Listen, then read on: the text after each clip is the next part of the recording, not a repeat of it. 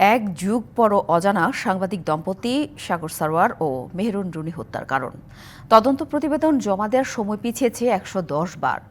তবে সম্প্রতি তথ্য সম্প্রচার উপদেষ্টার আশ্বাসে বিচারের আশা দেখছেন সাগরের জন্মস্থান পাবনার ছোট নওগাঁ গ্রামে তার স্বজন ও এলাকাবাসী। ২০১২ সালের ১১ ফেব্রুয়ারি রাতে ঢাকার পশ্চিম রাজার বাজারে ভাড়া বাসায় খুন হন সাংবাদিক দম্পতি মাছরাঙা টেলিভিশনের বার্তা সম্পাদক সাগর সরোয়ার ও এটিএন বাংলার জ্যেষ্ঠ প্রতিবেদক মেহেরুন রুনি।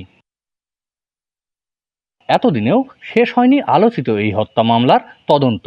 শনাক্ত করা যায়নি খুনের মূল হোতা ও পরিকল্পনাকারীদের। তবে হত্যার সুষ্ঠু তদন্ত ও বিচার হবে।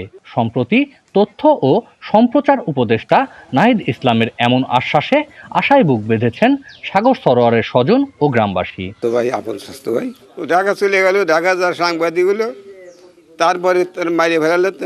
তো এই হত্যার আমরা বিচার চাই, ফাঁসি চাই। ফ্যাসিস্ট সরকারের পতনের পরে আমরা যেন প্রথমেই সাগর রুনি হত্যাকাণ্ডের বিচার যেন হয়। এই নতুন সরকার আসার পরে অল্প সময়ের ভিতরে বিচার হয়, সেই দাবিটা আমরা করছি।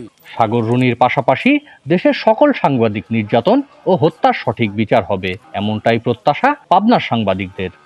একটি গণতান্ত্রিক রাষ্ট্রে একজন গণমাধ্যম দম্পতিরা তাদের হত্যার বিচার পাবে না, এটা ছিল আমাদের জন্য বেদনাদায়ক, দুঃখজনক, কষ্টদায়ক। আমরা চাই যে এই হত্যাকাণ্ডের সঠিক বিচার হোক। সাংবাদিক দম্পতি সাগর রুনি হত্যা মামলায় তদন্ত প্রতিবেদন জমা দেওয়ার সময় পেছানো হয়েছে ১১০ বার। Partha Hasan, DBC news, Pabna.